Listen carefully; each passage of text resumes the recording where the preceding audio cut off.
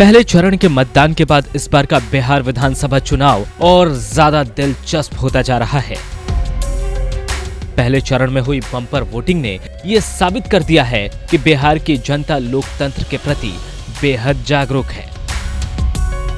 हालांकि अब दूसरे चरण के लिए तैयारी शुरू हो गई है। 3 नवंबर को 94 सीटों पर मतदान होना है। ऐसे में दूसरा चरण बेहद महत्वपूर्ण होने वाला है। अगर बात 2015 के विधानसभा चुनाव की करें, उसमें महागठबंधन में शामिल जेडीयू को 30, आरजेडी को 33, कांग्रेस को 7 सीटें मिली थी।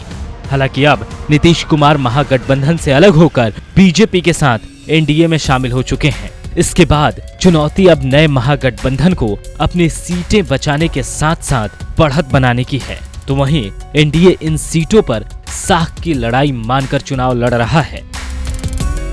अगर बात हॉट सीटों की करें तो दूसरे चरण के चुनाव में महागठबंधन के सीएम पद के चेहरे के तौर पर मैदान में उतरे तेजस्वी यादव राघोपुर से अपनी किस्मत आजमा रहे हैं, तो वहीं दूसरी तरफ हसनपुर से उनके बड़े भाई तेज प्रताप यादव चुनावी मैदान में हैं।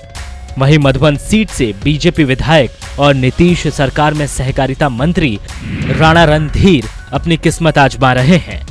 गौड़ा बोराम से जेडीयू कोटे के मंत्री मदन सहनी और पटना साहिब से बीजेपी विधायक और मंत्री नंद किशोर यादव के अलावा जेडीयू कोटे के मंत्री श्रवण कुमार के लिए भी दूसरे चरण में ही वोटिंग होगी। इस तरह से बीजेपी और जेडीयू कोटे से 2-2 मंत्री की प्रतिष्ठा इस चरण में दांव पर लगी होगी। इसके अलावा दूसरे चरण में कई बाहुबली और उनके परिजन भी चुनाव लड़ रहे हैं। इनमें पहला नाम रीतलाल यादव का है, जो पटना के दानापुर सीट से आरजेडी के प्रत्याशी हैं, जबकि पूर्व सांसद रामा सिंह की पत्नी बीना सिंह वैशाली की महनार सीट से किस्मत आजमा रही हैं।